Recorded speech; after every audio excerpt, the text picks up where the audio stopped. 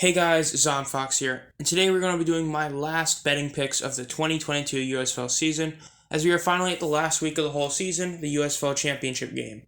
Championship is between the Philadelphia Stars and the Birmingham Stallions. So, without further ado, let's get started on this week's betting picks, since there only is one game, sadly.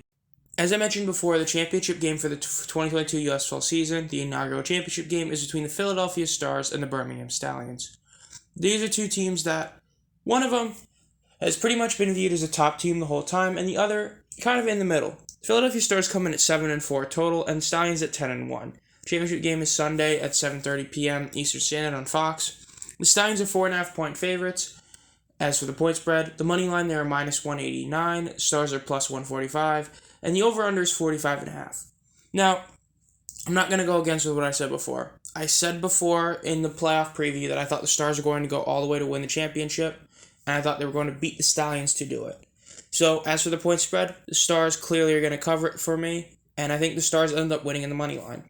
I understand the Stallions had a great game, they played very well, but to be fair, they did get 14 of their 31 points off non-offensive touchdowns, and granted, the Stars also got a touchdown off a non-offensive touchdown, but I don't think it's going to be quite that way, and I think in an actual offensive shootout, as long as the Stars players come back fully healthy, as I know there's some guys who might be playing injured. I know Matt Colbert and Channing Stribling had some injuries. But overall, I think the Stars, even without one of them, can still win this game. They're able to beat the Generals in the second half, despite not having some of those players. So I think the Stars can win this game. So as for the over-under, though, this is where it gets really tough to call.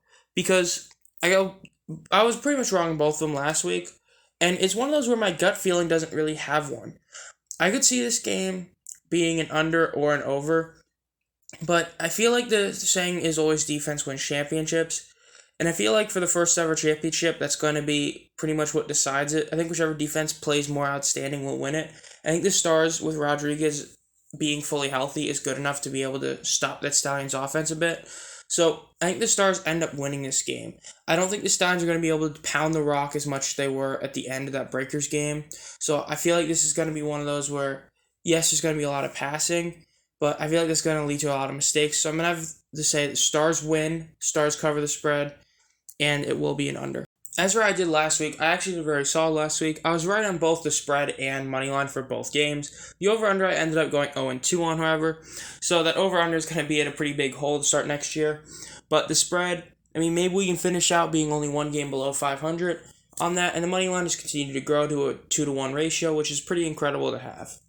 Overall, for the season, the betting picks, it's been a rocky road in the over-under. Like I said, that was going to be the hardest thing to count early in the year because of how the league is, and there's not really a good feel you can get for the teams.